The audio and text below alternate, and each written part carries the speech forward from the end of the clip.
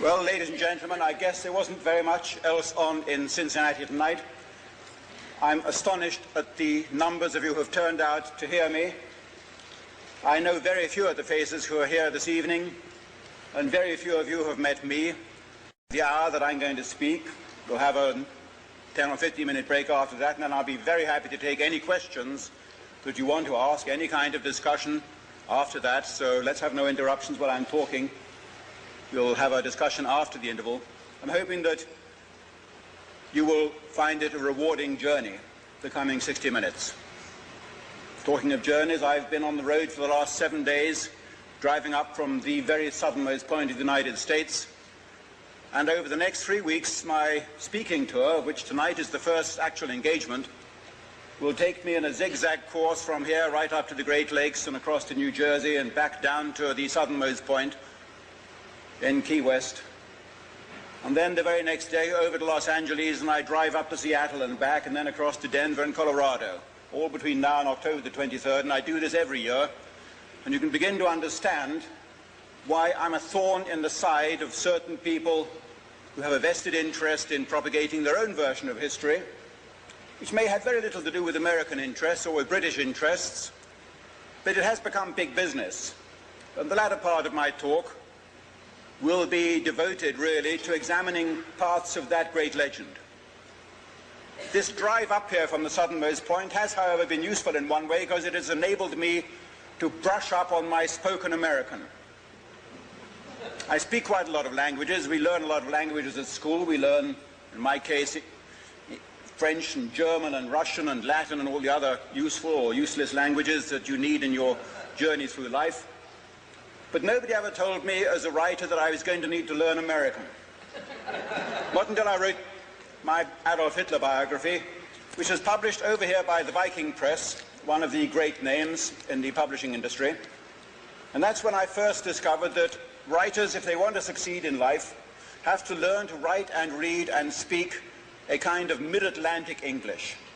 It was Winston Churchill, I think, who once said, or was it before him, George Bernard Shaw, that the English language, that the British and the American peoples are divided by a common language. And I didn't understand how true that was until this book was being edited by my American editor, Stan Hoffman. And he would come on sentences in this book which showed to me how very different our language. For example, there's a passage after the bomb attempt on Adolf Hitler's life in July 1944, when the traitors have put a bomb under Adolf Hitler's table in an attempt to kill him at the war's darkest past for Germany.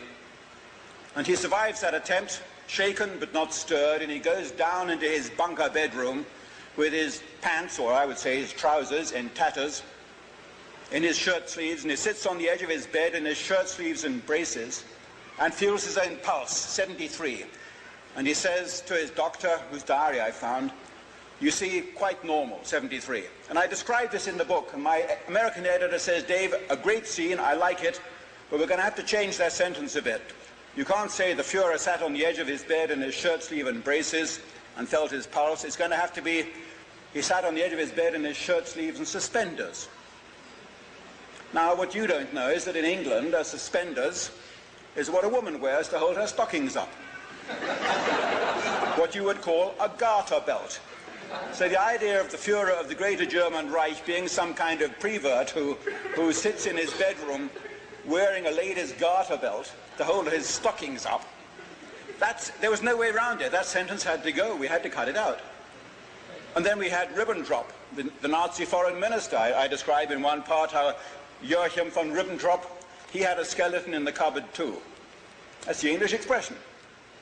The mid-American editor, Stan Hoffman, says, "David, we're going to have to change that. It's going to have to be Ribbentrop had a skeleton in the closet." Now, in England, a closet, or water closet, is what you people call a bathroom. Not that we English tourists expect now to find a bath in that bathroom. It's what the Australians call a dunny, or you Americans call a john. I mean, it's a language problem. That sentence had to go as well. We're tyrannized by language. And so that sentence was cut out. It's part of the growing up process of being an author. You learn how to write. I like the American language. I think it's a very virile language, or virile, you would say, virile language. I like to talk of trucks instead of lorries because it has a bit more punch, that word. And so you'll find my books, those of you who've read them, that I've got a kind of mid-Atlantic argot, which I've adopted for my books. So I thoroughly irritate everybody now. It annoys the English people who write to me and say, don't you know how to spell labour and favour, Mr. Irving? Don't you know they have U's in those words over here? And of course I annoy the American readers who find all sorts of Anglicisms. This English touch, which irritates the pants off the American readers, and in particular my editors. I had a general who was being summoned to Hitler, and it was quite obvious that he was going to be sentenced to death. And I say the general was sentenced to Hitler, and it was obvious he couldn't expect a promotion that afternoon. And my editor, he said, you English write that kind of thing with a kind of levity. But we Americans, we can't get away with it. So that sentence had to go as well. It irritates people. But I've been accustomed to irritating people the last 20 or 30 years because I'm an independent writer. I'm independent in as much as I don't work for anyone and I can't be sacked. I've got no university position. I'm not a professor. I'm not a doctor, which is very important in Germany to have a doctor's title in front of your name. Even chimney sweeps are doctor this and doctor that in Germany or Austria. I'm just plain Mr. David Irving, so I can't be dismissed. I can't be dismissed from a school. I can't be dismissed now from a publishing house because I've set up my own publishing house. When I published the new edition of this book in England, I set up what is called my own imprint, because I recognize that the day is going to come when so much pressure has been put by these vested interests on my publishers around the world that I don't have another publisher left who's going to publish me unless I've built my own publishing house. So I did that too. I've set up my own publishing imprint in England called Focal Point. That's the big F on the back, not Führer, not fascist, not anything else. Just Focal Point, the publishing imprint. And the only thing that my enemies in England can do now, and they've been trying it, is when I started selling this book, and as Rick said, I've been around a lot of bookshops in England. I like it. It's not 450 bookshops. In fact, the actual total now is 870 bookshops in England who sell my books, directly delivered by me, and they can't be intimidated. Or perhaps they can, because for a long time, these people, the people I call the traditional enemies of the truth, they indulged 2 years ago in a stone-throwing campaign. They started smashing the windows of every big bookstore that still stocked my books in an attempt to persuade the bookstore managers through their insurance companies, through the back door, not to sell my books. And it's an interesting spectacle, this, because I look on this, I don't mind. I'm not in it for the money. Unlike the traditional enemy, as I call them, I'm not in anything for the money. My poor wife, she's sometimes frantic with fear as to what's going to happen next week or the week after that. In this small confidential circle, ladies and gentlemen, I can mention the fact that a week ago I won a colossal libel action against one of England's biggest newspapers. Purely by chance, they libelled me on July the 30th. They published something really stupid about me that was so stupid that there was no feasible defense. They took a document that I had published in 1982, a document in which Adolf Hitler, years ago, 70 years ago, with a Bavarian financier, back in 1922, Hitler talking to the Bavarian financier in the Hotel 4 Jahreszeiten in Munich, and Hitler saying to this financier, if I ever come to power, which he did, of course, 15 years later, if I ever come to power, then I am going to settle scores with the Jews. Then, he said, I've spent all my life fighting the Jews, not as a race, but as a religion. If I come to power, then there's going to be a solution of the Jewish problem. And I found the actual shorthand record taken by this financier's secretary of the conversation between these two men back in 1922, when both of them, the financier and Adolf Hitler, were hardly heard of. And I published this in 1982 in a journal I published called Focal Point. And the stupid newspaper on July the 30th this year published that document with a small mistake. They thought it was I who said these words. I spent all my life fighting the Jews. When I come to power, there's going to be a solution of the Jewish problem. No, there's no defense. Under the libel laws of England, they had no defense whatsoever. And so I served the writ on them. I took them to the court, and we settled the whole matter within the last 2 months. A very enjoyable experience. It shows that you can fight back, and I am fighting back now. Because I'm tired of taking, as I told the newspapers, thank you, as I told the newspaper lawyers as we went into court, I said, for 30 years I've had to put up, gritting my teeth with you newspapers, saying slimy things about me in a roundabout way so that you could just get off the hook if I sued you. And I've been waiting for the open and shut case which would give me the chance to do what I'm doing today. And that's when that day came. And they hated me for it, but they had to write out the check, and it came a week ago. And until then, it's been touch and go. But I'm going to be invulnerable now for the next year or two, so I can resume saying what I've always wanted to say. As Rick told you, I am a professional historian. That is to say, I'm not an academic historian. I don't spend my life sitting behind a desk in a university or a school with no time to go out into the field doing research. I write my books from the archives. When I wrote my very first book, The Destruction of Dresden, I took trouble to find 300 Allied airmen who took part in that catastrophic air raid on Dresden in 1945. Survivors who had been on the ground at the receiving end of that appalling air raid which killed over 100,000 people in 20 minutes. We did that. I never knew about that. When I was a steel worker in Germany, working in the steelworks in 1960, one of my fellow steel workers told me what happened that night in Dresden, and I was ashamed because I, as an Englishman, had never been told that. And I thought, if I've never been told that, then probably 50 million other English people have never been told that too. And I decided to go and research that. First I was going to write just a newspaper article, then I realized it was far bigger than that. It was a major story. When that book was published by a little respectable English publishing house back in 1963, and it was serialized by England's Sunday Telegraph newspaper, which really gave it the push to make sure the book was a success. The book became a bestseller. And suddenly, those of you young people sitting in the audience here who still don't know what you're going to do when you grow up, take heart from me from the fact that at that time I was 23 years old and I had no idea what I was going to do with my life. I didn't know what I was going to do, but that book became a bestseller, and so I decided to become a writer. I decided to become a historian, and that's what I did for the next few years. I've done it from then until now, in fact. For the first few years, it was a pretty routine matter, humdrum. I wrote a book and I had a daughter, and I wrote another book and I had another daughter, and I wrote a third book and I had a third daughter, and I wrote a fourth book and I had a fourth daughter. And then for 30 years I ran out of steam and I just wrote books. Until about a year ago. I've got a 2-year-old daughter now, so I've got 5 daughters. It's a history of misfortune, I suppose. But the books have continued to come. I've written 30 books since then, and now most of them have vanished. They're not available on the table now. In fact, this evening I've sold the final remaining copies of 2 or 3 of my titles. I found them, unfortunately, among the effects of the man who I commissioned to set up a bookstore for me here in South Carolina 18 months ago, and he was doing a fine job until he was shot in his sleep in the back of his head, execution style, on February the 23rd this year, down in Greer in South Carolina. We still don't know what's behind that. And I had the sad duty on my drive up here in the last 5 or 6 days of picking up the remaining stock of books from him and loading them aboard the car. 30 books. What is it that distinguishes my books from all the rest? Why do the other historians get mad as hell when they hear my name? Why is it that they cheer when I get thrown into prison, as I was for 2 weeks last year? No court hearing, no trial, just picked up from my front door by Scotland Yard police officers, very apologetic, saying, "We're very sorry, Mr. Irving, we've got a High Court judge's order that we've got to take you straight to Pentonville Prison for the next 3 months." And then I get the private papers of the Australian Prime Minister delivered to me a few months later in the course of my worldwide campaign for the truth, and I find that these people down in Australia had actually applied to the judge for me to be sent to prison for 2 years for contempt of court, to silence me.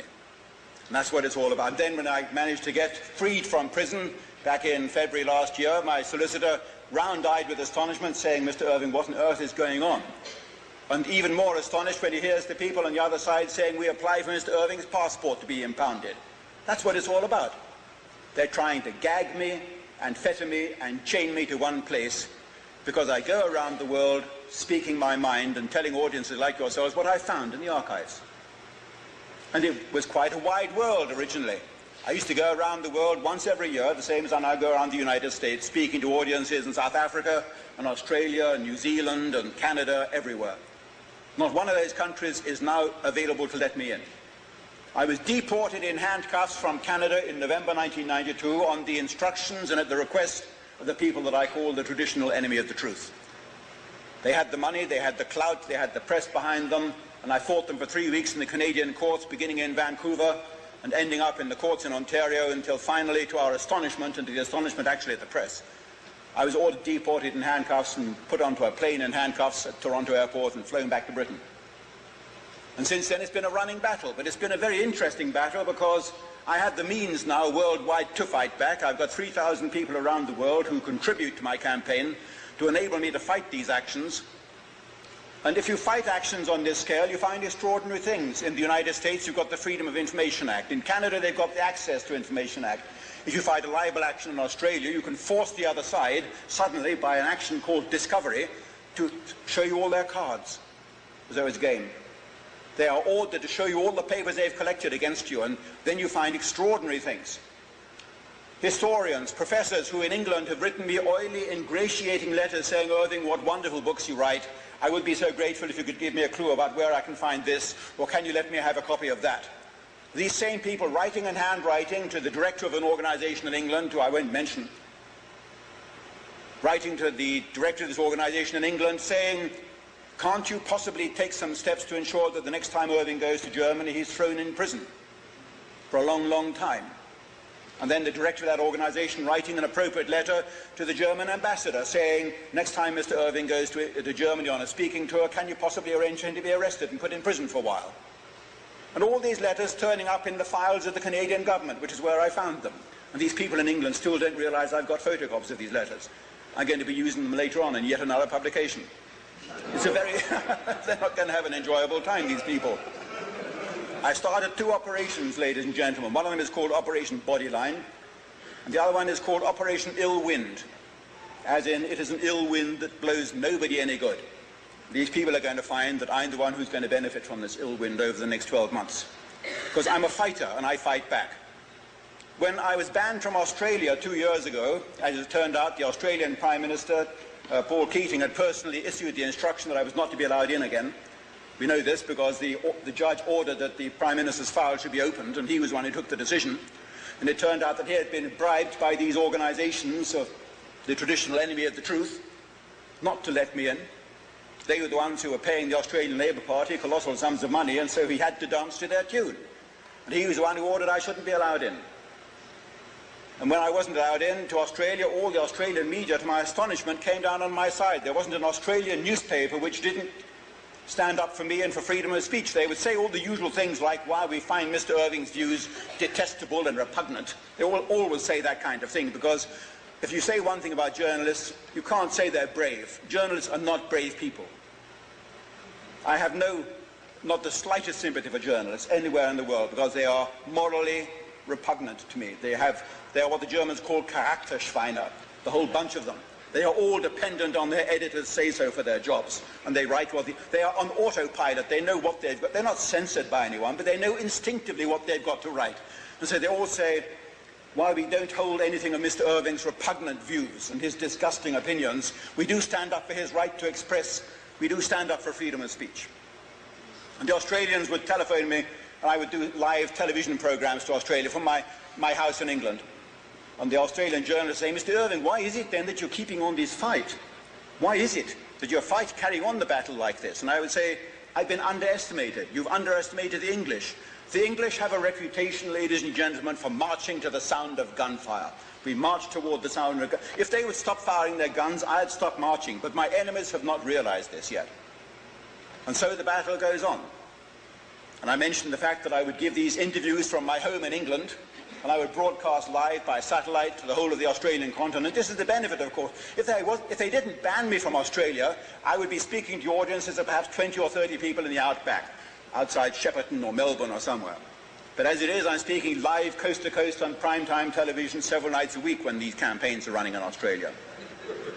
I was interviewed in my home, and here's something for you Americans to think about and chew over. I was interviewed in my home in July 2 years ago by France's biggest newspaper, and I gave an opinion to this journalist sitting in my study in London near the American Embassy.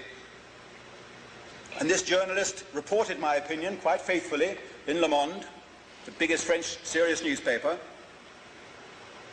And that journalist and that newspaper and I were subsequently fined last year in the French courts for having expressed this opinion. I'll tell you later on what the opinion is, but think about that. When you sometimes complain about the restraints you live under in the United States of America, take it from me as an outsider, you have something here that is wonderful, and that's the First Amendment. The freedom of speech, which is constitutionally guaranteed to you, United States citizens, is something that you're so accustomed to, you take it for granted. Don't take it for granted. Fight to protect it. Fight to stand up to prevent anybody from making any inroads against that First Amendment, which guarantees your freedom of speech. Because otherwise situations will develop like the one I'm about to describe in France, where I express an opinion in the safety and security and sanctuary of my own home in London, and I find myself receiving an indictment from a Paris court accusing me of having made a certain statement in my own home in England. I've not been in France for 7 or 8 years. And then being fined in absentia by the French court for this opinion I've expressed, which has been published by one of the leading newspapers.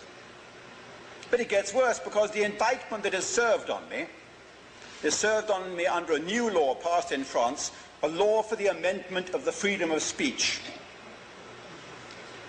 Think of those words, the law for the amendment of the freedom of speech in France.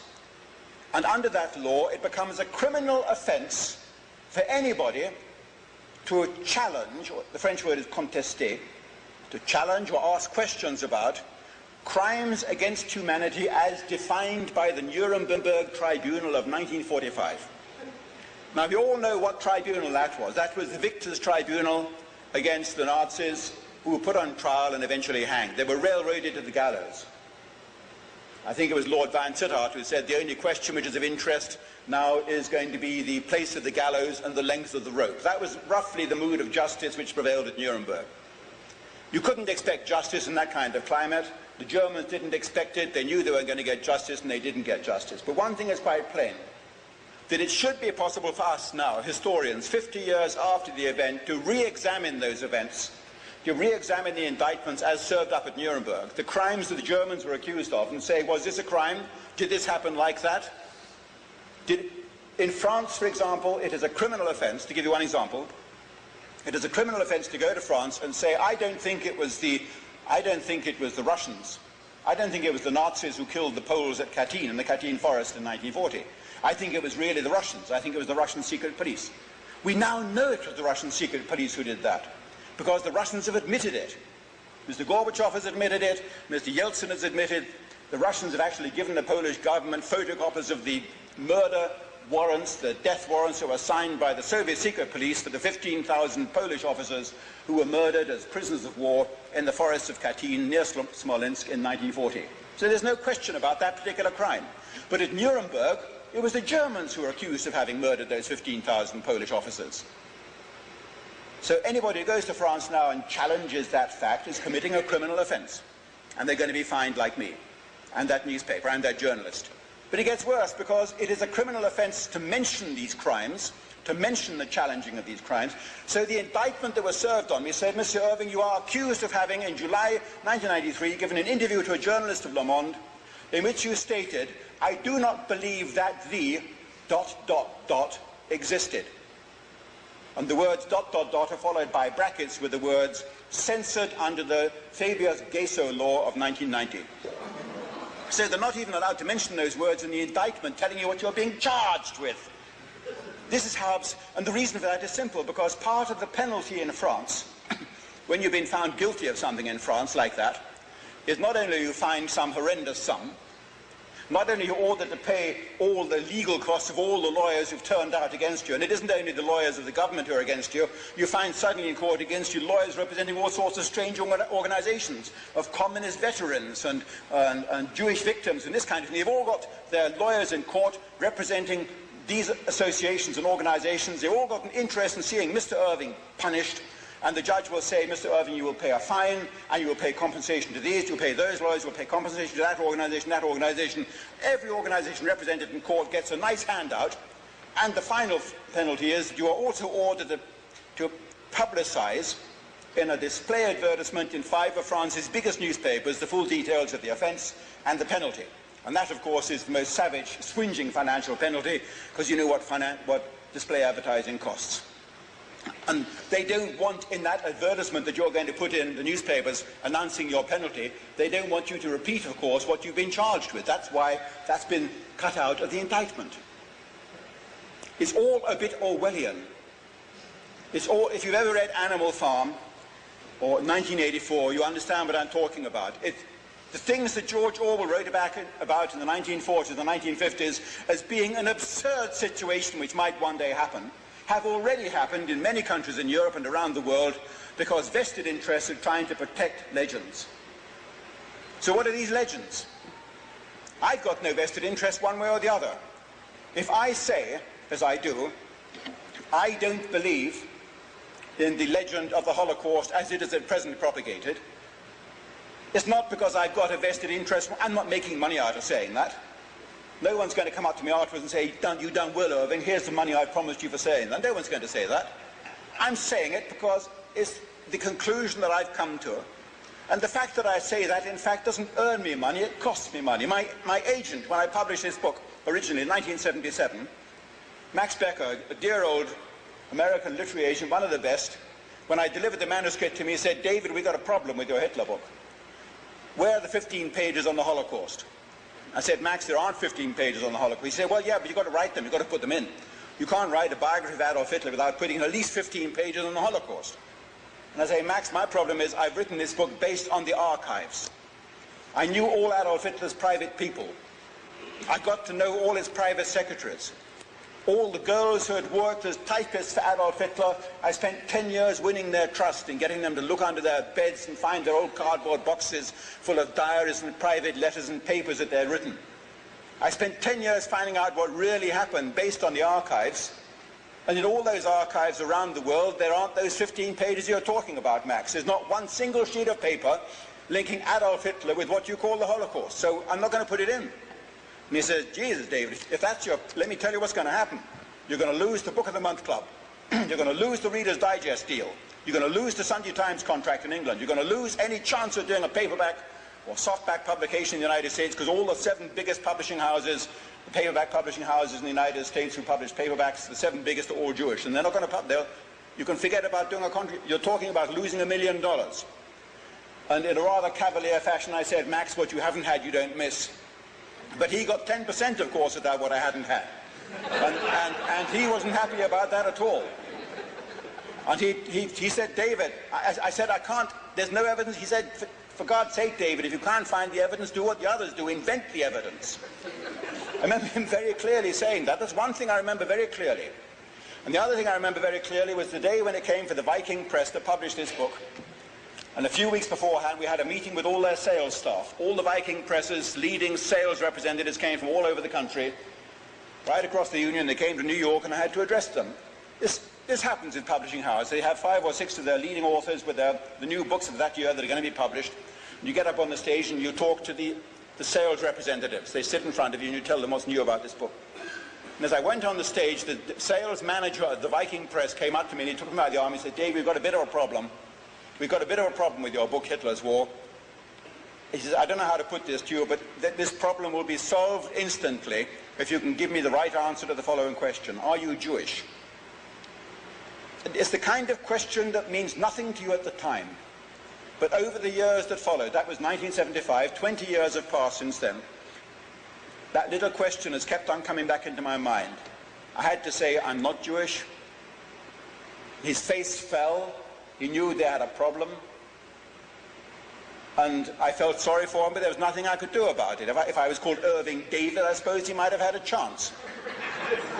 But being called David Irving, everything was just the wrong way around for them. So that book has been in trouble ever since. A few years ago, I was interviewed by somebody in Time magazine, and he said, you know, before I had this lunch date with you today, Irving, I went and had a look in our clippings library to get up all the old clippings about you. And I'll tell you an odd thing I've noticed. Until you published your book, Hitler's War, in 1975, you couldn't put a foot wrong. You got whole-page reviews in Newsweek and Time magazine. You got wonderful press coverage of everything you did. And then suddenly, everything turned sour. And I said, tell me about it. I've noticed that fact myself. But it's interesting because when you're standing in the eye of the storm and you see it all happening to you, and over the later years you see the campaigns, You see the international campaign of vilification. You find yourself sitting on a plane in handcuffs, being thrown out of a country that you've been visiting quite harmlessly for 30 years. You find bookshops' windows being smashed in. You must be doing something right. You must be doing something right, otherwise you as an individual citizen, why else would all these people be getting so mad as hell at you? And the answer is that for 30 years I've worked in the archives and people believe what I say. My voice carries a certain authority. I give evidence in court hearings in Canada, for example, against Ernst Zundel. I was called for the defense, and the judge afterwards said in private to the other lawyers he had never seen a witness who was as compelling as this English historian, because I had the answers. They would show documents on the screen which I'd never seen in my life before, and the prosecution counsel would believe straight away, we have the, rather like the O.J. Simpson case. Mr. Irving, how do you explain that document?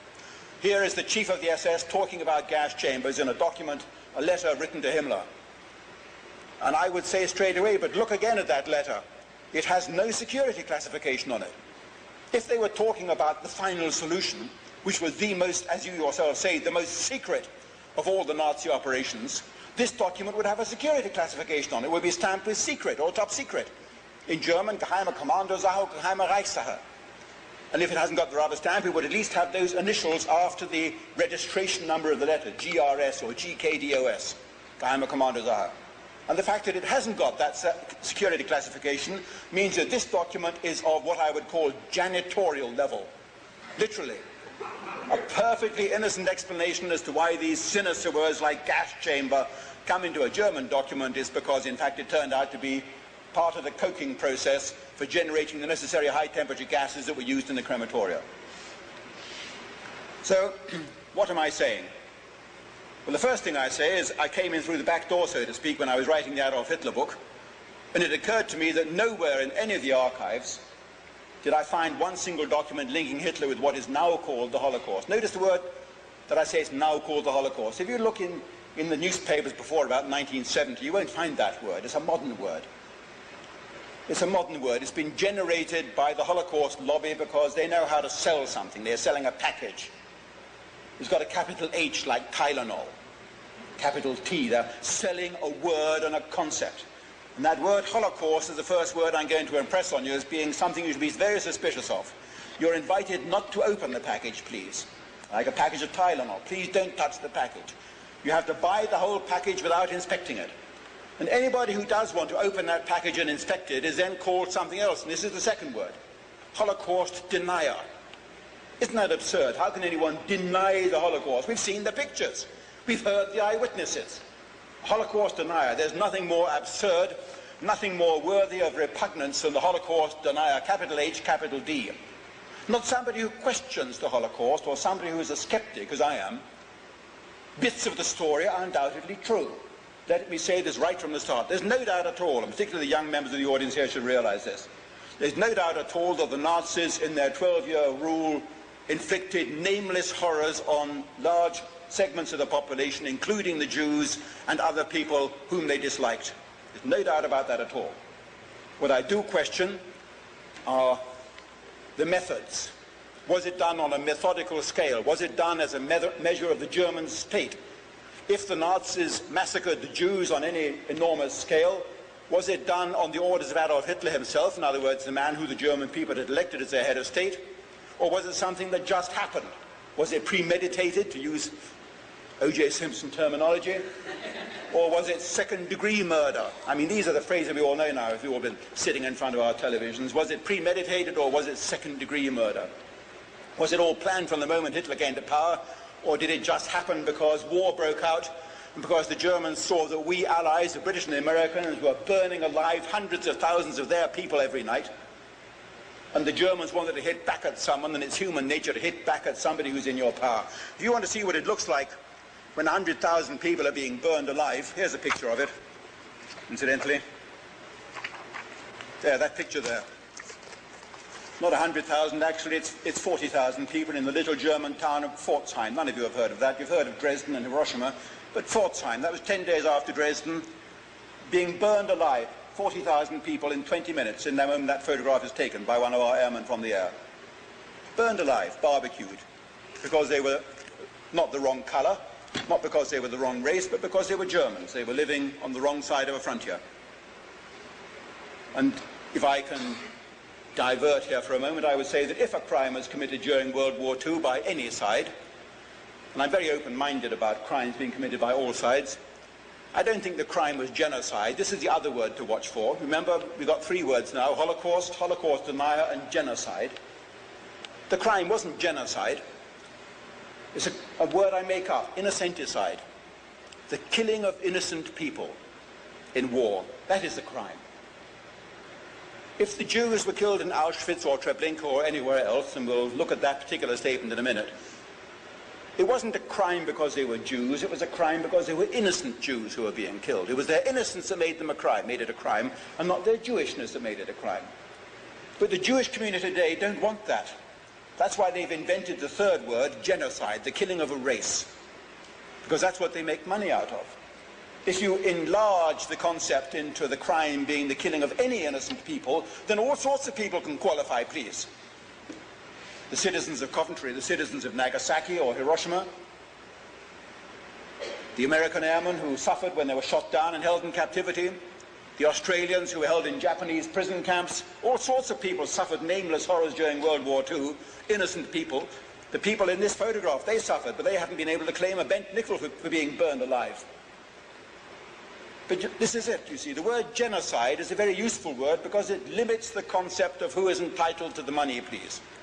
Only people who've been killed because of their race. But it wasn't their race that made it into a crime, it was their innocence that made it into a crime. So those are the three words that are used in the propaganda that surrounds the Holocaust campaign today. And it's big money. Big money is involved in this. The American taxpayer, I'm quite sure you're doing this willingly, are donating between $3 and $4 billion a year to the state of Israel, and you do it willingly because you are guilty. And your guilt is brought home to you again and again as Christian human beings by television programs which bring it home to you in a subliminal way that you are guilty of the Holocaust in some way, because you are the same religion and the same race as the Germans who carried out this Holocaust crime. And so you pay the money and you don't complain. And if anyone was to stand up and complain about the $3 or $4 billion going that way, he would be instantly accused of being anti-Semitic. And the Germans are paying $1 billion, just under $1 billion in reparations and restitution for the same reason. $5 billion a year going that way, upon which that state depends. And you begin to understand why they don't like me when I come along and say, I've got no axe to grind, which is true. I'm not Jewish, I'm not anti-Jewish, I'm not anti-Semitic, despite everything they've done to me, but I am a truthful historian, and I'm going to ask certain questions. First question is, if they killed 4 million people in Auschwitz concentration camp, this was the original figure. Since we revisionists, as we're called, began campaigning about this 4 or 5 years ago, suddenly the 4 million figure has been abandoned, and it's now only 1 million. It's extraordinary. They wiped off 3 million off that figure in Auschwitz, and yet the overall figure of 6 million hasn't changed. I don't understand the mathematics. I'm sure somewhere buried deep in the Talmud is a strange kind of mathematical equation which explains how you can take off 3 million and still end up with 6 million, the original figure they started off with. It's like one of those quiz show questions. But it's, believe me, ladies and gentlemen, it's a lot less than 1 million in Auschwitz. And I'm not going to say it was only 100,000 Jews who were killed in Auschwitz, because if even one Jew is murdered, that's a crime.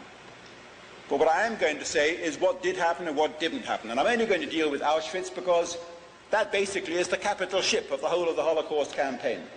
If Auschwitz sinks, and it is, believe me, a very lethal vessel indeed now, if Auschwitz sinks without trace, then the whole of the Holocaust campaign is in doubt and open to skepticism, to healthy skepticism, not to vicious, malignant skepticism which anti-Semites might like, but to the kind of healthy skepticism which any ordinary citizen is invited to show to any subject, whether it's the assassination of JFK or the O.J. Simpson case or any other event which bulks large on our historical horizon. If they murdered 1 million people in Auschwitz using poison gas, why is there no trace of that gas in the buildings of Auschwitz today? This is the first question. And it's a very interesting question because it never occurs to people, it never occurred to me, I have to admit it, that you should carry out the same kind of tests on a building that you carry out on documents as a historian. You remember when the Adolf Hitler diaries first surfaced in 1983. A man in Germany claimed to have found Adolf Hitler's private diaries, and he earned $9 million from a foolish German magazine to whom he supplied these diaries at the rate of one a week because that's how long it took him to write them, this man. And I was the person who exposed those diaries as being fake at that magazine's press conference in April 1983. But it's the obvious things that you don't spot. I said, carry out the tests on the paper, test the ink. When you write with ink, fountain pen ink, the ink begins to oxidize the moment it hits the air, and a good laboratory can tell you, a good forensic police laboratory can tell you how old a signature is. Above all, they can tell you if the ink is ballpoint ink or regular ink, fountain pen ink. And I said, test the ink, test the paper, test the glue, test the string. You can do all these. Well, I mean, you've been watching the television the last few weeks anyway, so you know what laboratories can do when they want to age something and test the age of something. But what didn't occur to me was the fact that Adolf Hitler's diaries were stacked up on front of us in that press conference, 72 of them, written by this man, as it turned out, not by Adolf Hitler, but by this forger. And these 72 diaries were all written in identical leather notebooks. Rather cheap leather notebooks. That meant that that man, Adolf Hitler, back in about 1922, had gone into his local Barnes & Noble and said, I want 72 of those diaries, please, I'm going to write a diary. And of course it isn't like that. And it never occurred to me, it never occurred to anyone that diaries extending over the last 20 or 30 years are higgledy-piggledy. They come in all sorts of shapes and colours and sizes because that's the way you buy them year by year. It's the obvious things you overlook. And none of us historians thought of demanding that there should be tests carried out on the fabric of the gas chambers at Auschwitz. The buildings survive partly. They're in ruins, some of them, others are more or less intact. And eventually, in 1988, as part of this Canadian trial that I mentioned, the case against Ernst Zundel, the defense lawyers decided to send an expert in gas chambers over to Auschwitz. An expert in gas chambers. Well, you're only going to find that in the United States, of course, because only the United States gases people are present. So this expert in gas chambers, a man called Fred Leuchter, was sent over to Auschwitz to test the gas chambers of the Nazi concentration camp. Would these gas chambers work? Is there any trace of their having been used as gas chambers? Is there any residue of cyanide gas in the walls? All the obvious questions. And he came back and he wrote an affidavit for the court, which we eventually published as the Leuchter Report. Photographs of the buildings, photographs of the brickwork, photographs, the actual tests, the chemical tests carried out, the forensic tests carried out on the 48 samples that he brought back to the United States, bits of brickwork that he took out of the walls and submitted to the forensic laboratories in Cornell University to have tests carried out. And the result was that in 47 of the 48 samples, there wasn't the slightest significant trace of cyanide compound. In the 48th sample, there were colossal traces of cyanide, 141 milligrams of hydrogen cyanide or ferric ferrocyanide in every kilogram of brickwork. And what is the explanation of that result? Well, the answer is in that sample he had taken out of a little gas chamber that was used for disinfesting clothing, killing the lice and the vermin in the prisoners' clothing. The clothing was stuffed into this little gas chamber which looked like a gas chamber. It had got a steel door with a peephole and ventilation systems and racks rather like a dry cleaners for wheeling the clothing in and out. And he took that sample out of that brickwork, and that's where the colossal cyanide was found. It's significant because all our opponents have said you don't expect to find cyanide in the brickwork after 50 years. How absurd, how ludicrous. After 50 years of wind and rain, you're not going to find cyanide compounds, residue of a gas in the brickwork. And the answer is you do. And the proof of that answer is, first of all, they did find the residue in that little gas chamber. In fact, the walls of that little gas chamber were so soaked in cyanide compounds that they had turned blue. Got photographs of it here, of what those blue walls look like. You can see here. Color photographs of the little gas chamber in Auschwitz showing the blue stain on the walls where the cyanide has seeped through the brickwork, forming a compound called ferric ferrocyanide, which is otherwise known by the trade name of Prussian blue. It becomes so permanent it's actually used as a dyestuff. Prussian blue or Berliner Blau. And when this was denied, a brave German scientist called Germar Rudolph, and this is a sad story with an unhappy ending, Young Germar Rudolph, a young 28-year-old German chemist, a research chemist working at the Max Planck Institute in Germany. The Max Planck Institute is one of the most prestigious bodies with the kind of reputation of the National Institutes of Health here in Bethesda, Maryland. He decided to write his dissertation on that one subject, the permanence of cyanide compounds in brickwork. And having written his dissertation, he then allowed it to be circulated in printed form to 2,000 German chemists, professors of chemistry at universities, who confirmed that what he had written was true. Too late, the traditional enemy spotted what he did, and they had him dismissed from his position at the Max Planck Institute. The letters have now been published where they put pressure on the Max Planck Institute for him to be dismissed. And 1 month ago, young Germar Rudolph was sentenced by the German government to 14 months in prison for allowing his scientific report, his dissertation, to be published under the German laws for the suppression of free speech.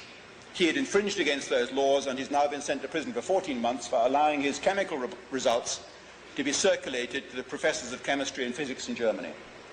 It's a horrifying thought. It's all as though the wheel is coming full circle. The Germans don't realize themselves, unfortunately, those who live in Germany, because they've lived under oppressive regimes for so long, since the beginning of this century. They didn't realize, but think about it in the United States. If a research chemist in the United States had published a report and then found himself being prosecuted because his scientific report came up with politically unacceptable conclusions. That's what's happening in Germany every day. I have been fined by the German government $22,000 for saying one sentence in a meeting like this in Munich. And the sentence that I said was, the gas chamber in Auschwitz, which they showed to the tourists, was built by the Polish government after the war. I said that at a meeting on April the 21st, 1991, and I was fined $22,000 for making that one remark as a historian to a conference like this. Imagine that happening in the United States, a $22,000 fine for giving an expert opinion, where one is open to being shot down, where anybody can stand up in discussion time and say, Irving, you're talking through your hat, the facts are obviously as follows. But no, they protect the legend with $22,000 fines, in my case, and with being sent to prison for 14 months in the case of Dr. Germar Rudolph. This tells us something about the quality of the legend that they're trying to protect, I think. And what about that statement that I made? The gas chamber they show the tourists in Auschwitz is a fake, built by the Poles after the war. I said that in 1991. In the court hearings, I applied to call the director of the Auschwitz State Museum as a witness, knowing that he would confirm what I said. The court would not allow us to call any witnesses or to produce any documents in our defense. They said, under German law, it is an established fact that that was a gas chamber and you are not allowed to question it. You have committed an offense. Fine $22,000, 30,000 Deutschmarks. The amusing thing is that the biggest French magazine, L'Express, which is very similar to Newsweek or Time, the biggest French news magazine, L'Express, on January the 26th this year, published a 12-page investigation of Auschwitz on the anniversary of the camp's liberation. And they came to exactly the same conclusion. This prestigious French author, he wrote in French that he had discussed with the director of the Auschwitz Museum and with the deputy director of the Auschwitz Museum, a woman, the artifacts that they showed to the public, and he had come to the conclusion that 60% of what is now on display in Auschwitz is fake, and that in particular the gas chamber that they showed to the tourists was never used as a gas chamber, and that the Auschwitz Museum authorities have confirmed to him that it was built in 1948, 3 years after the war, by the Polish communists as a display exhibit, and is totally fraudulent. To use his own words, tout y est faux, everything in it is false. So I've written to the German government, and 20,000 of my friends around the world have written the same letter to the German government, to ambassadors, consuls general, journalists in Pretoria and Melbourne and Canberra and everywhere around the world. 20,000 letters saying, if L'Express has written that in January this year, is it true or is it false? If it is true that that gas chamber is a fake, built by the Poles after the war, is it now permitted to say so in Germany, or is it still a criminal offence? If it is permitted to say so, then why was David Irving fined $22,000? If it's still a criminal offence, then why haven't you prosecuted the French magazine which was on sale in Germany? And the replies that have come from the German government before the German government in Bonn issued a central directive to all its ambassadors around the world not to reply to this letter. Again, an interesting admission of defeat. The replies are truly illuminating and in fact hilarious. What other evidence do we have that the Holocaust legend is leaking? Well, there are no documents. Not one single page of German wartime documents talks about gas chambers or killing people with gas. And there are people who say, but Irving, you don't expect to find any documents. The Nazis will have destroyed everything in the last weeks of the war. Well, somebody who says that is unfamiliar with the kind of chaos that exists even now in the German archives. If you go to the National Archives in Pennsylvania Avenue in Washington and see the captured German records there, they're still in disarray. The Germans, in the final weeks of chaos, would not have had time to meticulously go through every single file and folder and document, removing every document because even if every carbon copy at Hitler's headquarters had been preserved and saved and rescued from Hitler's headquarters in Poland before the Russians arrived there, the person at the receiving end of those orders would have received it too through the teleprinter, and he would have made copies. And even if every copy of that had been destroyed, there's always some Feldfebel, some corporal who writes a private diary, or who writes a letter home to Mummy in which he describes what they did that day. And those documents have turned up now in profusion, but there's nowhere in the private diaries or private letters of the Germans during those years, not a single reference explicitly to killing people in gas chambers. There's lots of references to ugly things being done to the Jews, but the gas chambers just don't survive in the archives. And this I find significant, because I've worked in the archives, and I know what to expect and what not to expect. And I would expect to have found that by now, 50 years after. And about 20 years ago, I, with a $1,000 bundle of notes, and come up with one single wartime document. I did it to Deborah Lipstadt in Atlanta a few weeks ago, who's my arch enemy here in the United States. I stood up at the back of her audience, where she had delivered a speech in which she had made mincemeat of me, not knowing I was sitting in the back row. And I said, you've quoted this, and you've said you've obtained blueprints and documents of gas chambers from the Moscow archives. Here's $1,000, Mrs. Lipstadt, if you can show the audience now that blueprint you just talked about. Because you can't. You know you've lied. They've lied. And she eventually called the police to have me thrown out of the meeting. That's the only way they operate. Surely people will say, not the proof that the documents didn't exist. The Germans managed to destroy every single document. They couldn't have destroyed the documents that we British had. Now, you won't know this, but 1942 and 1943, the middle years of the war, we British had developed a computer which was reading the German codes. And in those 2 years, 1942 and 1943, we had developed that computer to break the codes of Himmler and the SS. And in particular, we were reading every day the messages of the concentration camp commandants of the 7 biggest concentration camps, including Dachau and Buchenwald and Auschwitz. And what do these signals say that Auschwitz is sending back to Berlin every day that we were reading without the Germans knowing it? Remember, they're sending this in their top secret code, so they're not concealing anything. They're sending it in their own secret code, and they have no reason to believe that we British have a computer, which didn't exist in those days, but we built the first ever computer in the world. It was as big as a house. And we were breaking the German codes with it. And the SS codes, the commandant of Auschwitz, a man called Rudolf Höss, was reporting back to Berlin every day what he was doing in his camp. And he was giving statistics, 4 figures every day. The numbers of prisoners who had arrived during the previous 24 hours ending at midnight. The number of prisoners, or slave laborers, if you will, who had left the camp during the previous 24 hours. The numbers of prisoners who were on hand at midnight, the total in the camp at Auschwitz. And the 4th figure was losses, Abgänger, which was correctly interpreted by British intelligence as meaning the number of prisoners who had died during the previous 24 hours in Auschwitz. A minuscule figure, which was again broken down into 3 categories. The number of prisoners who had died from epidemics and illness, the numbers of prisoners who had died from shooting, and the number of prisoners who had died from hanging. The British official historian, Professor Sir Frank Hinsley, the master of St. John's College in Cambridge University now, the British Secret Service, who revealed these facts in an appendix to Volume 2, you can get it in your local library probably at your university, of the history of the British Secret Service.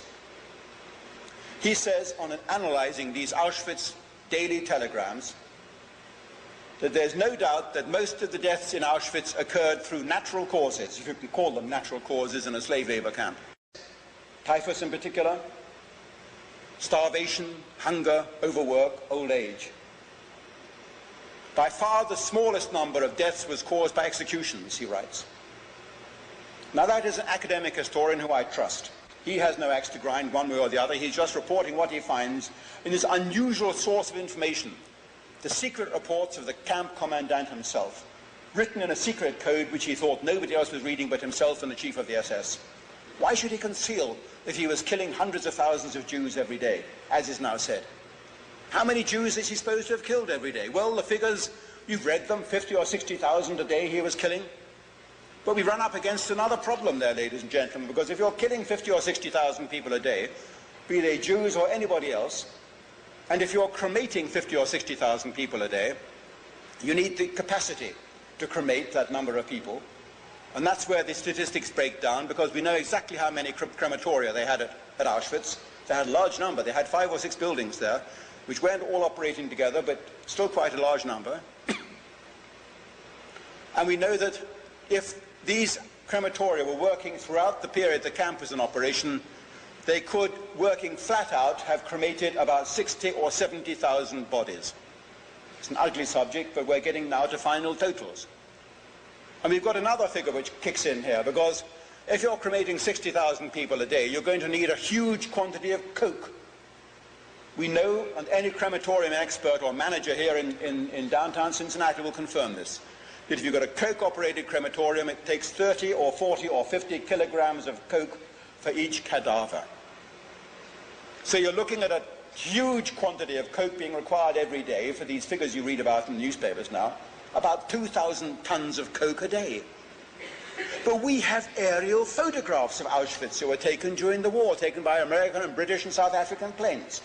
Photographs that are so detailed, I have them with me. Photographs that are so detailed you can see the people walking around in the streets of the camp.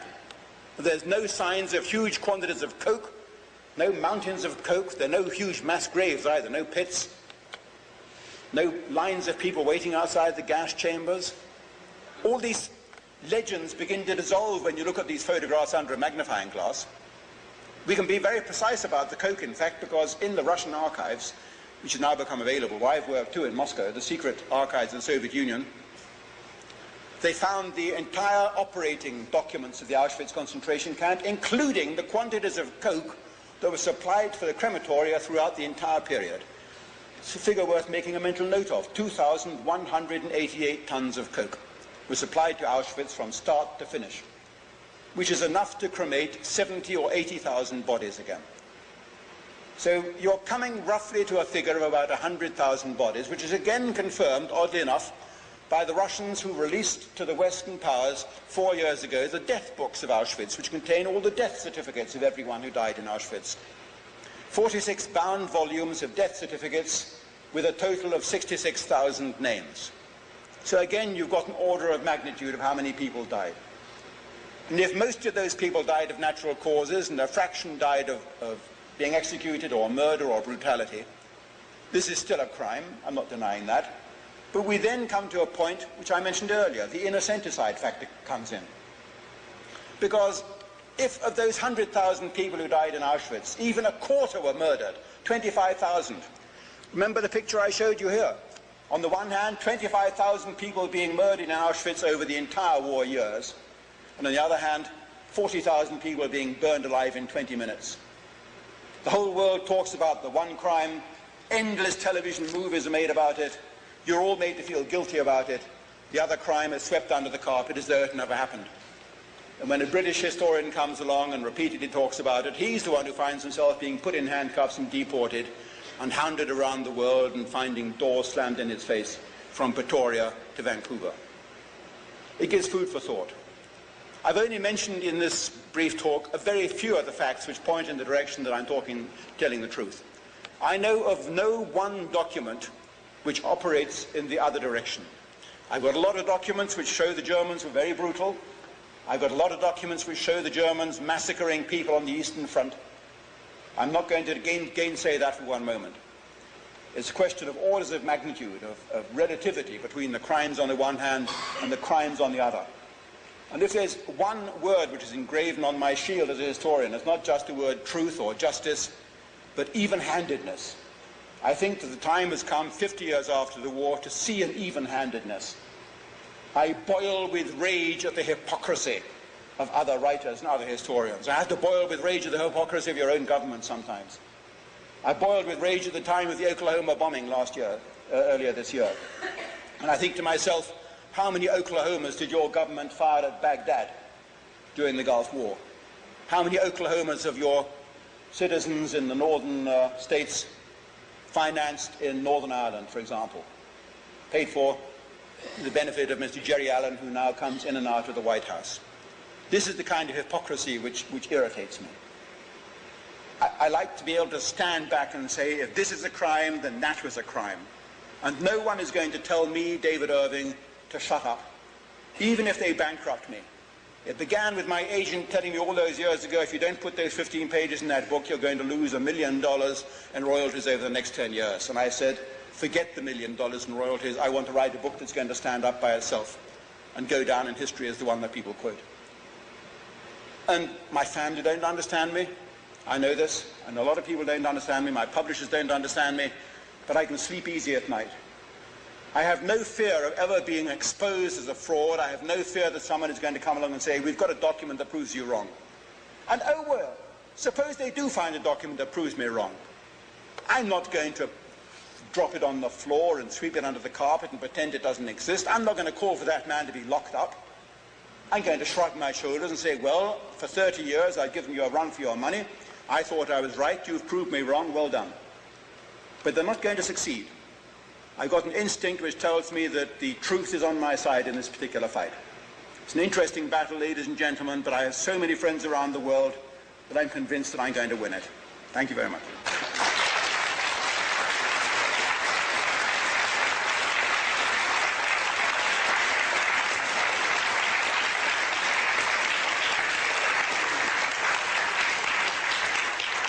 Thank you, ladies and gentlemen. Just in conclusion, I mentioned one little example of my open-mindedness. The man who took the colour photographs, which are in the Hitler biography, is a photographer called Walter Frenz. He's still alive. Eventually, when I got to know him very well, he showed me his collection of 3,000 colour transparencies that he took when he was on Adolf Hitler's staff as a film cameraman. In fact, there's a picture of him earlier in the book with his film camera taking a picture. Beautiful photographs, and I used to go and visit him at Lake Constance, which is near Switzerland, as you know. And we would talk far into the night, and eventually he would describe to me how he saw a mass execution going on. Himmler, the chief of the SS, came up to him and said, Herr Frenz, it's boring here in Hitler's headquarters, isn't it? You want to go on an outing with me? Frenz said, sure. And Himmler says, well, we're off to the Eastern Front for 3 days. And for 3 days, they toured the Russian front, visiting SS units and police units.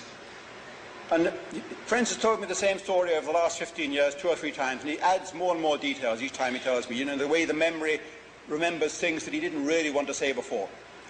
And he said one evening as we're drinking, Himmler says to me, Herr Frenz, tomorrow morning I'm going to go and witness a mass execution. Do you want to come along?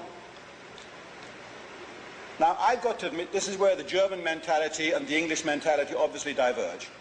If somebody said to me, Mr. Irving, tomorrow I'm going to go and witness a mass execution, do you want to come along? I would find something else to do that morning, believe me. I'd look at my watch, I'd say, well, my timetable was rather crowded. Thanks for the invitation, but can I give a rain check on him? Frenz said, clicked his heels and said, Herr Reichsführer, I'll be delighted to come along. And he finds himself at 7 or 8 next morning standing on the edge of a field, the way you've imagined it. A large, windswept, desolate field somewhere outside Minsk. It was August 1941. We've located it now. We know exactly what day it was. Watching as truckloads of civilians were driven up to pits on the far side of the field, being unloaded from these trucks, forced to line up, forced to take off all their valuable clothes and their valuables and put them in boxes and then stand up in a line against the edge of a pit and be machine gunned into this pit. And he watches it for an hour. And he describes various other details. He's telling me the story at 2 o'clock in the morning over a bottle of rather fine wine, and his wife, who's listening, round-eyed, this is back in about 1980, 1975, she says, Walter, you never told me this. And he's rather embarrassed. He's obviously, the Germans say, vergaloppiert. He's let his mouth, he's running off his mouth a bit. And his wife says, Walter, were there women and children there being killed as well? And he says, I can't remember. And you know he can remember. You see, I got these people to talk to me. Hitler's private secretary, a dear old lady who died 10 years ago, she was his secretary for 12 years, from 1933 until 1 week before he committed suicide. She was with him in the bunker in Berlin, Christa Schröder.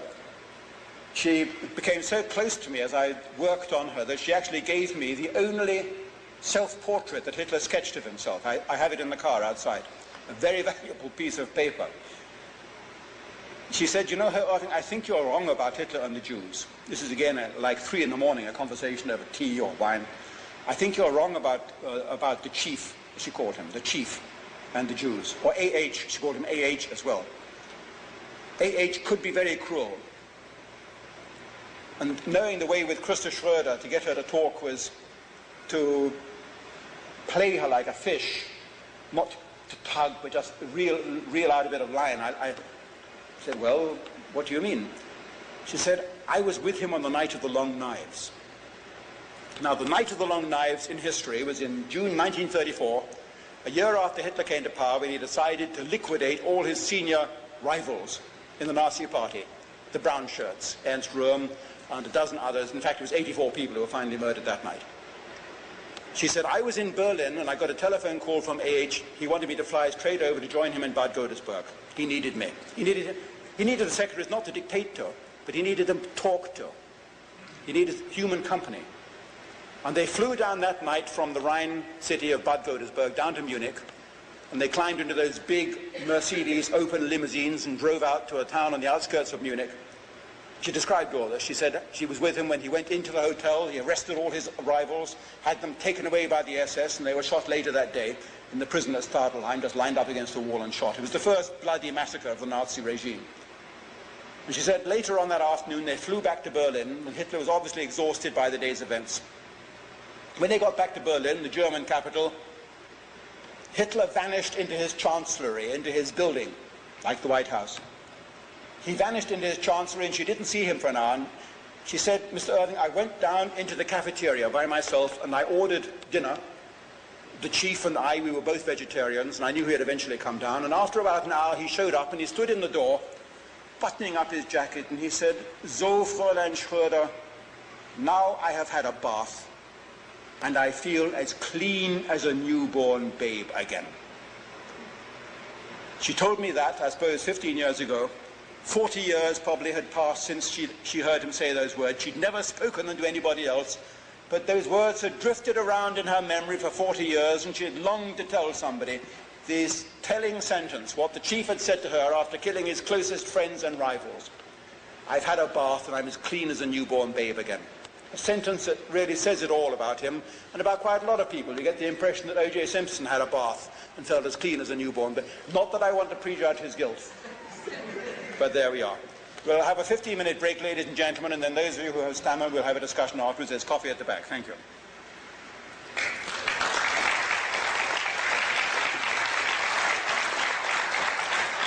Is there not also a parallel not only between the crimes that the Allies committed as such and the crimes that the Nazis committed? I didn't mention the Soviet Union, of course. Well, the Soviet Union was one of the Allies, but I suppose the statistics are so enormous that people don't seem to be able to grasp them. The number of people who died under Stalin's rule of terror. I remember when I was very, very small, at that age when you start standing up on your hind legs and groping along the bookshelves of your father's books, finding a book called The Red Terror, and a book next to it in the bookshelves called The Cheka. And these were two books about the Russian secret police and how they dealt with their opponents in the years after World War I and after the October Revolution. And I devoured them, those books, and they left indelible pictures impregnated on my mind of massacre and of murder and of atrocity. Horrifying pictures. I mean, I've got some word images still engraved on my mind just from reading those two books. And then when I married a Spanish woman in 1959, we then found out a great deal about how the communists had behaved in the Spanish Civil War, including coming to take away her father and execute him in the courtyard, but they got the wrong one by mistake, and they took his brother away and executed him instead. And so I was brought up in the right school. I knew everything that the communists had done. And one book I wrote in about 1975 was, as Rick mentioned, the history of the Hungarian uprising of 1956 against the communist occupation of Hungary, for which I had access to a certain number of CIA files, which were very interesting because the CIA carried out in-depth psychological interrogations of a large number of the Hungarian refugees who came to this country after 1956. And there was no doubt in my mind a very interesting discovery indeed, which I wasn't aware of until I began investigating that. I didn't realize this. The reason I began writing a book about the Hungarian uprising was entirely irrelevant. I decided to write a book about something other than Hitler and the Third Reich, just to show that I wasn't in a rut. But the odd thing was that when I began writing that book, I discovered from the CIA files that the Hungarian people, when they started that uprising, it began as an anti-Jewish pogrom. It was essentially an anti-Jewish revolution and not an anti-communist revolution to begin with for the first few days. The Hungarian people regarded their government in the 1950s as being a Jewish government. And they regarded the secret police, the dreaded Államvédelmi Hatóság, the AVH, as being a Jewish secret police. And essentially it was, because when the Red Army entered Hungary in 1945, they brought back into Hungary all the Jews who had taken refuge in the Soviet Union. And they were the ones who got the plum jobs, and they were the ones who got the trustworthy jobs as secret police chiefs and as torturers. And that's why the Jews were so hated in Hungary by 1956, because they were regarded as the people who had inflicted this nameless misery on the Hungarian people. And so the uprising began as an anti-Jewish uprising. Every one of the Hungarian leaders at that time in 1956, Rákosi and Farkas and György and the rest of the Hungarian leaders, they were all Jews. And I never realized that when I set out to write it. It's an extraordinary fact, the way these things are kept away from the public consciousness. And, of course, inevitably, when the book came out, I was accused of anti-Semitism for having written it. But what am I supposed to do when you discover something as a historian? Are you supposed to try and pretend it isn't that? And if you do pretend it isn't that, you're doing the Jewish people more harm than good, I think. I delivered a lecture in Shreveport, in Louisiana, about 6 months ago, and on this occasion the audience was about as large as this, but half the audience had been taken over by the local Jewish community, and they decided to wreck my meeting by barracking and by interrupting and by being thoroughly obnoxious. And after an hour of this, with the rest of the audience getting very restless at the way they were not being permitted to hear me deliver my lecture, I then said to the leader of the Jewish community who was attacking me, I said, it just came to me like this. I said, I look at myself in the mirror in the mornings and I know that I'm disliked. I've been called disliked by reviewers in England. The Sunday Times called me the most disliked historian in Britain, which caused me to write a letter to the Sunday Times saying, is it the historian's duty to be liked, therefore? And how do you know that I'm the most disliked historian in Britain? Do you stand in Oxford Street with a clipboard asking people, what do you think about historians? How do you rate David? And, oh, he's most disliked. I know, I said to this Jewish mob in my audience, that I am disliked, and I know why I'm disliked. Now, you people have been disliked for 3,000 years. Do you ever look in the mirror and ask yourselves why you are disliked? That might be very... No, I didn't mean it in an offensive way. I meant it as a helpful, self-analytical way, the way that the communists, the Marxist-Leninists are advised to self-criticize and self-analyze. Have you ever analyzed yourselves as a race and said to yourselves, we have been hounded and persecuted and harried and massacred for 3,000 years, why us? And they never ask themselves that question, do they? They never ask them that. They come along and they harry and persecute others and they behave in a thoroughly obnoxious way, as I probably behave in their eyes, but they never ask themselves why, and they never cure their own faults. One of the leader of this faction in the audience stood up furiously. From his accent, I could tell not only that he came from England, but from London, and from his accent, in fact, I could tell from which corner of London he came from, because England, our accents are like that. We're very class-conscious in England. We can tell what class somebody is by their accent, and we can tell which street almost they come from. If you've seen My Fair Lady, you'll know this. And I said, you come from Colindale, don't you? And he said, how do you know that? I said, your accent gives you away. And he was the leader of the gang. And he said, are you accusing us? Are you saying that we are responsible for Auschwitz ourselves? And it's a bit of a dazzling question, and when you think about it, I said, well, the short answer is yes. But that's a cruel answer, because to do the question justice, you've got to have a lot of intervening stages, of course. But the short answer, if you want to hop from A to Z, is yes.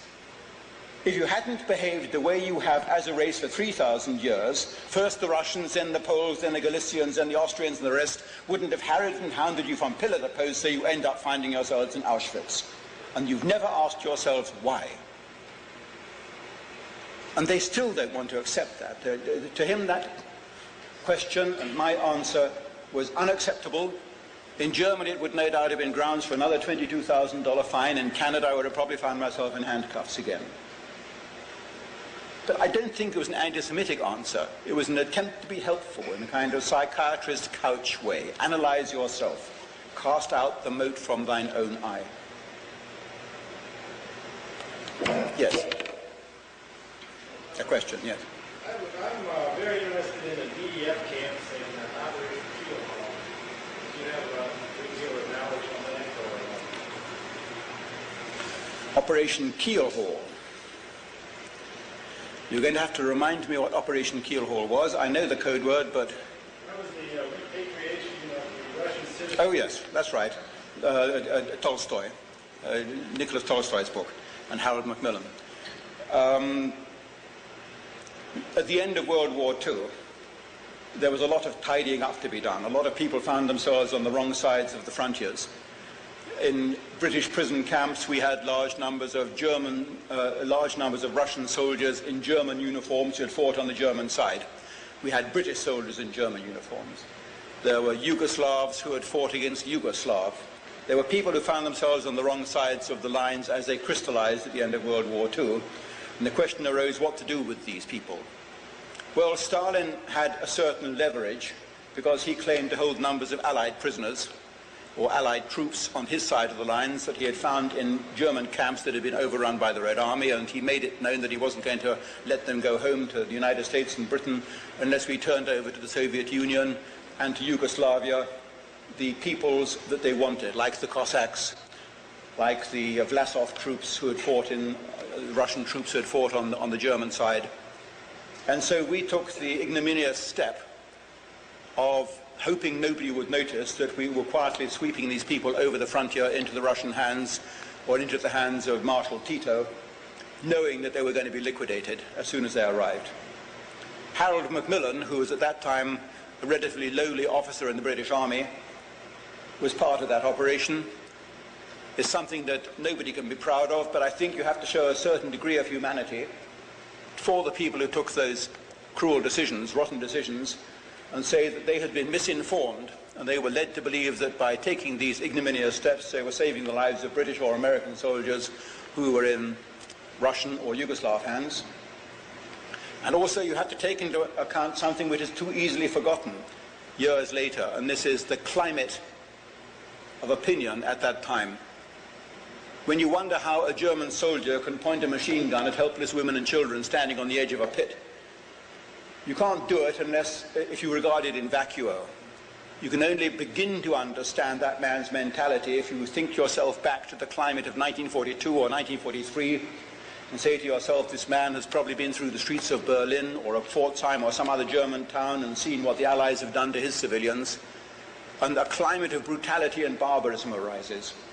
And that climate of brutality and barbarism doesn't suddenly end when the war ends, like switching off a TV set. It lingers over for months and for years later. It provides a climate which makes it possible to hold trials like the Nuremberg trial.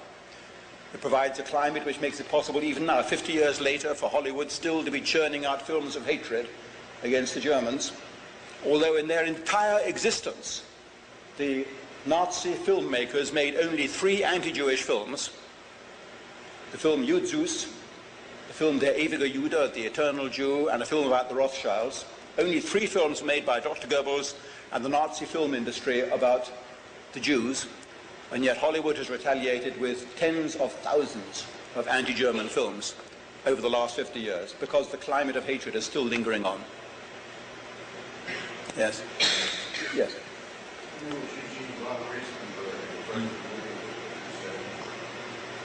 After you researched this thoroughly, and I know that you have, what is your best estimate of how many Jews were exterminated or burned or killed by that? What's my best estimate on how many Jews were exterminated or killed?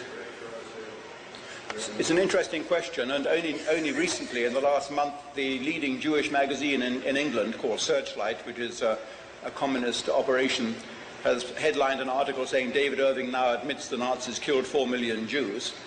And this is a misquotation of what I said on a live Australian radio broadcast 2 months ago, when Australian radio did a live interview with me, and the Australian radio asked me the same question. And I said, from all causes, during the entire period of the Nazi regime, from 1933 to 1945, I would estimate that up to 4 million Jews will have died from all causes, including air raids, starvation, epidemics, being worked to death, dying of natural causes, everything else. But this magazine turned it round as though I had now recanted and was saying that the Nazis had killed 4 million. To answer your question, if we look just at the case of Auschwitz, I think probably as many as 100,000 Jews died in Auschwitz, which was a brutal slave labor camp where they had no business to be. The fact that they died in that camp of natural causes, in quotation marks, epidemics, mostly typhus, is neither here nor there. Of those 100,000, probably about 10,000 were actually physically murdered in the criminal sense. The rest died, they fell by the wayside in Auschwitz. Machine gunned in the pits behind the Eastern Front. In Auschwitz we're talking about primarily Western European Jews from Hungary, France, Holland and the other countries where they were rounded up. And of course it raises the logical question, if you're going to kill them and you round them up in France and all these other countries, why ship them all the way across Europe and then kill them when they arrive? It doesn't make sense. It's a logical question. The Eastern European Jews, the Russian Jews who were murdered in the pits, shot in the pits, you can do a few quantitative analyses there of how many people were killed and isolated. Don't believe the documents, because an SS Einsatzgruppencommander, a task force commander, writes a report to Berlin saying we have in the last month murdered 360,000 Jews. Don't believe that. It was their duty to inflate figures. They wanted to create big figures. They wanted body counts, rather like the Vietnam War. So those figures are unreliable. In fact, that's been shown as early as the Manstein trial of the 1940s, when the defendant, the lawyers defending Field Marshal Manstein examined these documents and said, here's this Einsatzkommando which claims to have killed 300,000 Jews in 1 month, and yet all they had was 30 men and 2 3-ton pickup trucks. How could they have transported all these people around? Obvious questions, you see. I think probably on the Eastern Front up to 200,000 or 300,000 Jews from Minsk and the other big cities will have been rounded up and liquidated. Not just by the Germans, primarily by the Ukrainians and by the native populations themselves, who had scores to settle. Again, this is politically incorrect to mention this. But in Latvia, Estonia, and Lithuania, in particular, the local population had bitter scores to settle with the Jews, because during the 1 year when those countries were occupied from 1940 to 1941 under the Hitler-Stalin Pact, they were occupied by the Soviet Union.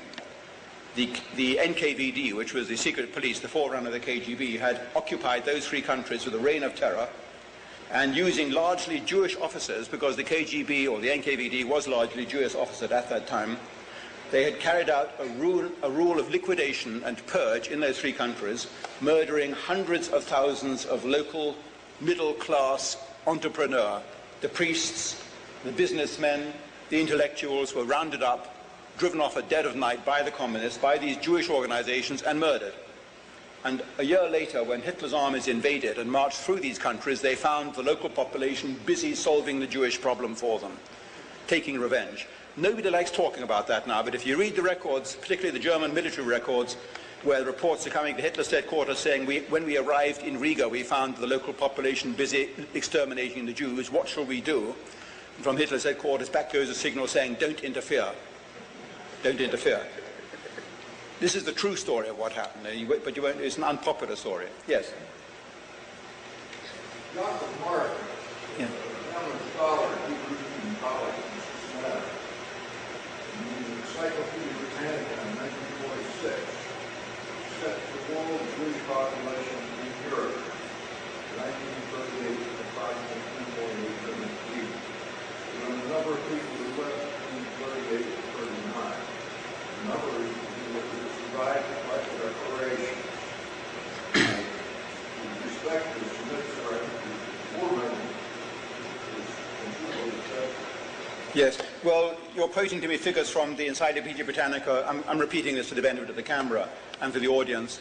You're quoting figures from the Encyclopedia Britannica on Jewish population statistics at the end of World War II and the increments or reductions in those populations. I have to say there that you can't do meaningful calculations based on those statistics. I've seen people trying to make calculations based on those statistics and saying before World War II there were so many Jews in Poland, so many in Russia, so many in Austria, and doing simple sums on the back of an envelope and proving that nothing happened to them, or very little. You can't do that because you come up against serious, as any statistician will explain, a serious statistician, you come up against insuperable problems of definition. What do you mean by a Pole? What do you mean by a Jew? Even the Jews now can't decide who a Jew is. I'll give you one example. There's an article in last week's newspapers by the head of the German Jewish community, Ignaz Bubis, bitterly angry at the 30,000 Jews who flooded into Germany from Russia, because he says 1/3 of those 30,000 Jews aren't Jews at all. We don't accept that they're Jews. They don't meet our definition of who is a Jew. He's complaining. He said they've come in to Germany because that was the ticket they needed to get out of the Soviet Union. Who is a Pole? Who is a Polish Jew? I mean, remember Hitler invaded Poland in September the 1st, 1939. 3 weeks later, on the 17th, the Russians invaded eastern Poland. They declared the part of Poland they occupied to be part of the Soviet Union. Hitler, meanwhile, had expelled all the Jews from his half of Poland over the demarcation line into the Soviet part. The whole situation becomes hopelessly confused. You can't do meaningful calculations. And the Jews have benefited from that because now they are and now they aren't. Now they're here and now they're not. Now they've got a Hebrew name and now they've got a Goldenberg name. They are what they want to be. They're will-o'-the-wisps. You seek them here, you seek them there. You can't do meaningful calculations on the basis of statistics. That source was from Hebrew. Yes. Well, I still stick by my opinion that you can't do meaningful statistics on the Jewish problem. The Nazis tried to do it, the Jews have tried to do it. Any attempt comes to grief on the basis of what is the definition of a Jew and what do you mean by an Austrian Jew and all the rest of it. Yes? You next. For the last 2 decades or so, maybe 3 decades, we've heard that Pope Pius XII covered up the gas chambers. And what I was interested in asking you, because you looked at all the documents, was there any Jewish organizations in Germany, in England, and the United States during the period of 1942, 1945, when Pius XII was accused of covering them up, or any Jewish organizations raising the alarm that can be documented that, hey, Hitler's gassing all the Jews?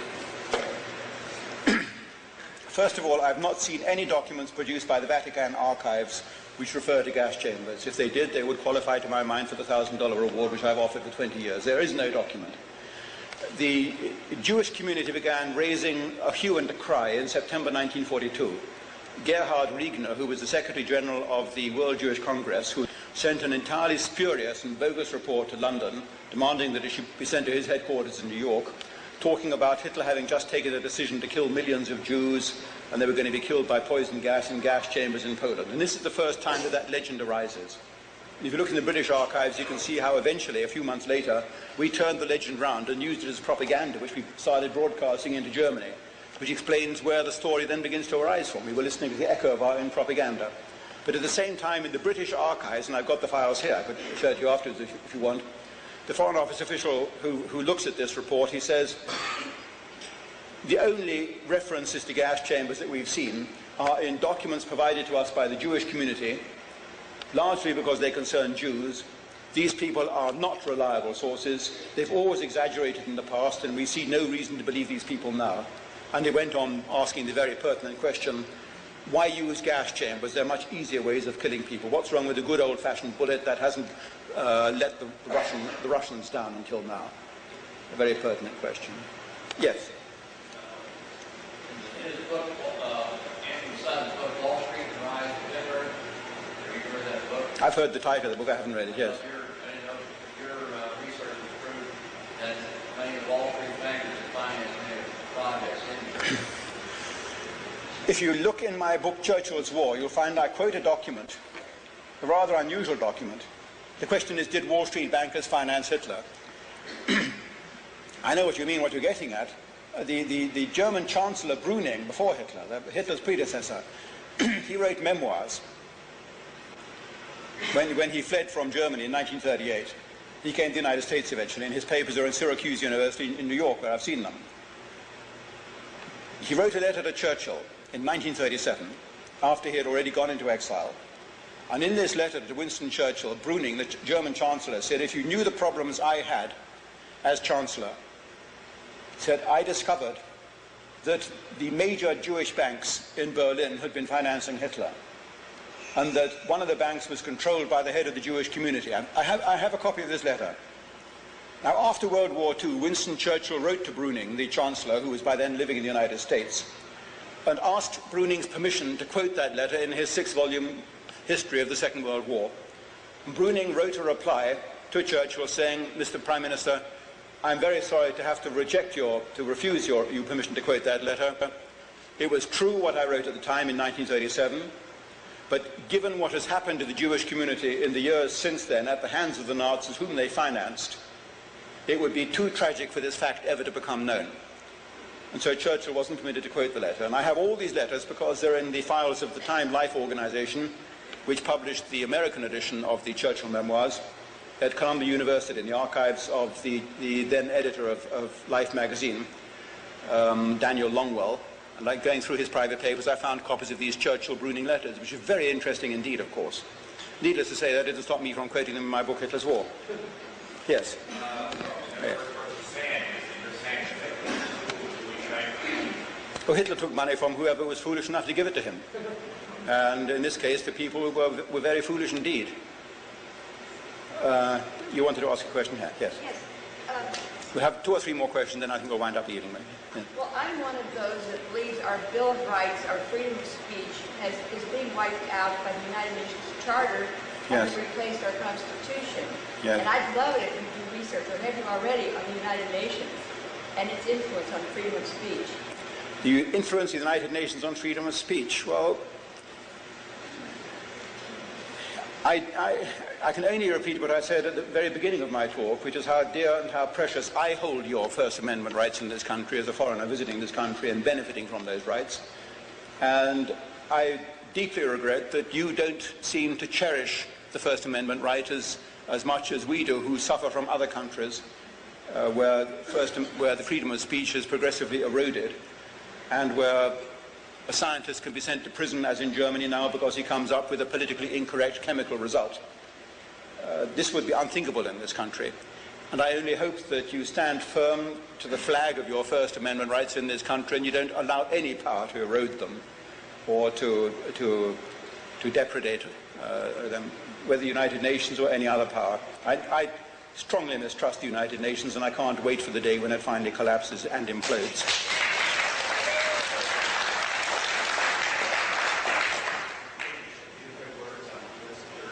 Yes.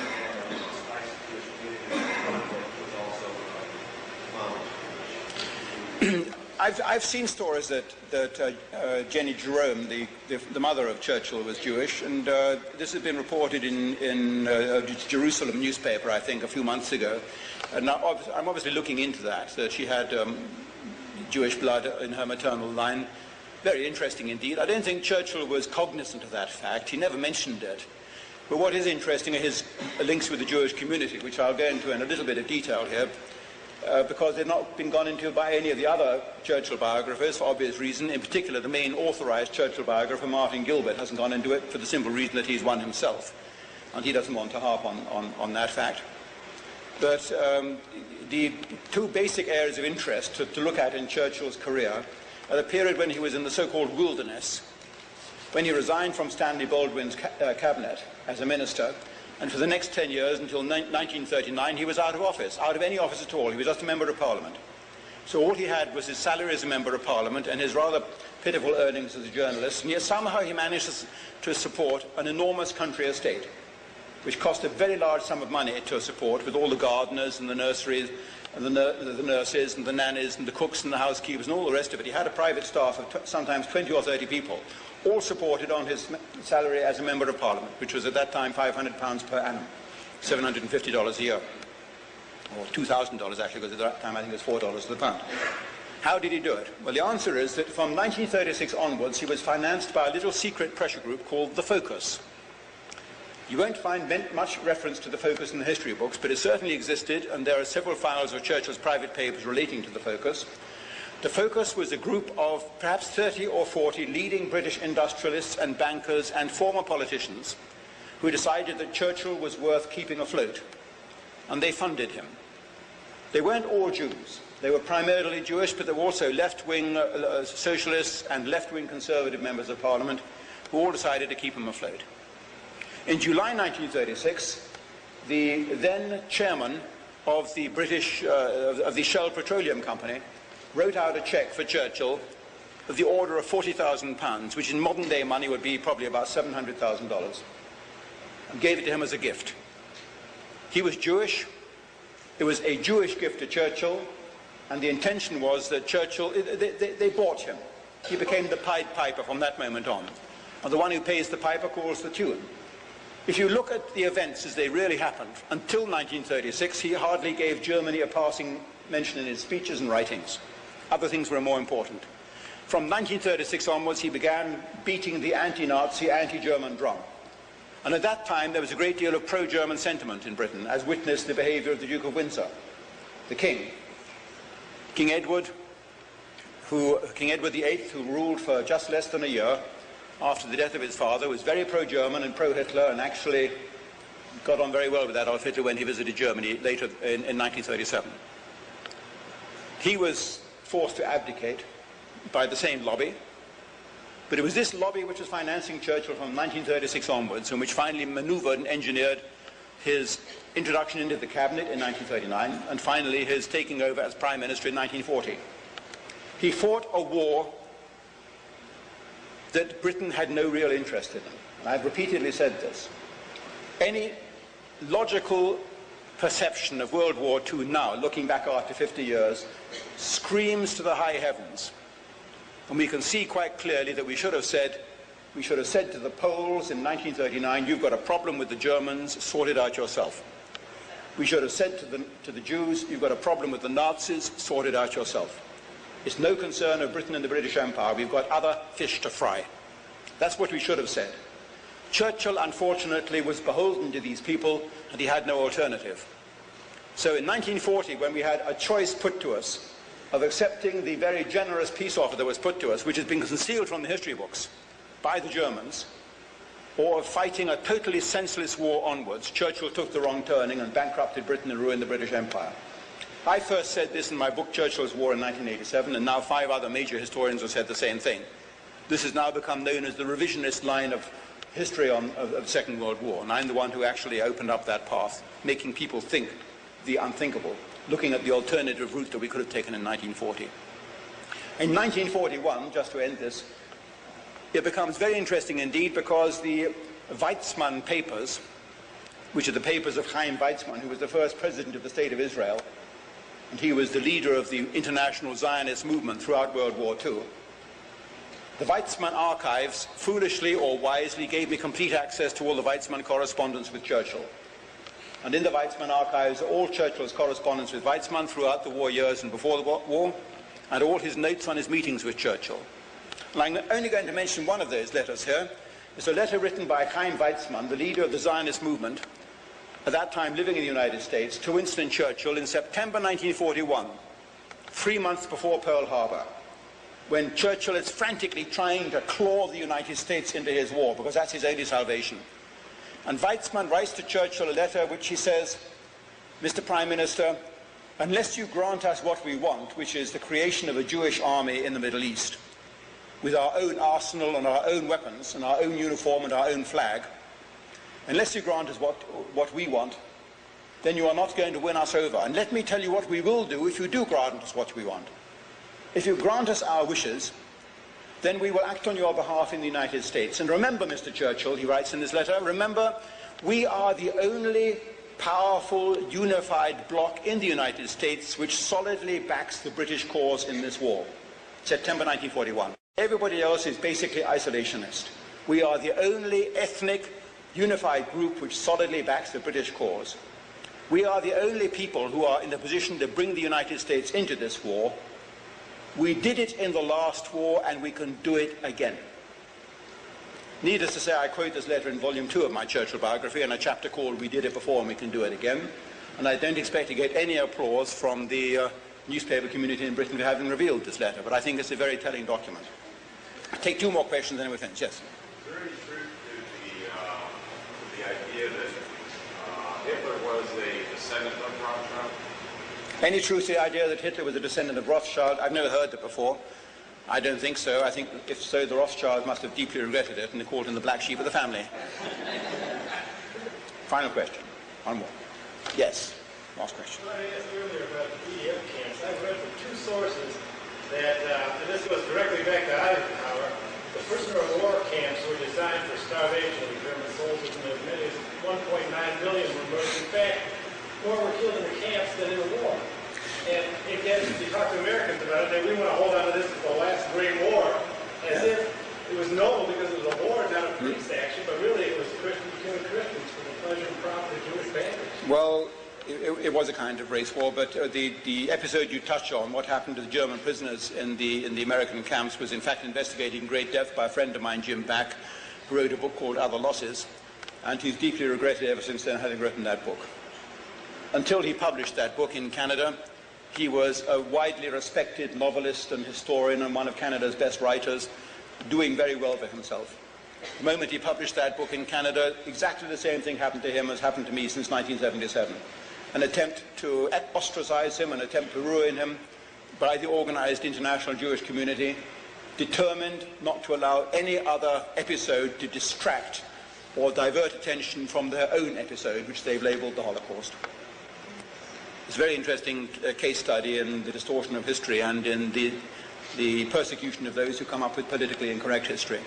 Follow-up too. Dr. Coleman points out that the pinpoint bombing strategy used in Dresden has been translated directly into our federal emergency management agency, which is why they bumbled so badly at the natural disasters, because they weren't equipped for those military capabilities. It would be very tactless, I think, for me as a foreigner and as a guest in your country to start commenting on the proprietors of the federal government. Ladies and gentlemen, thank you so much for having turned out this evening. I'm sure you had other more interesting things to do. Thank you.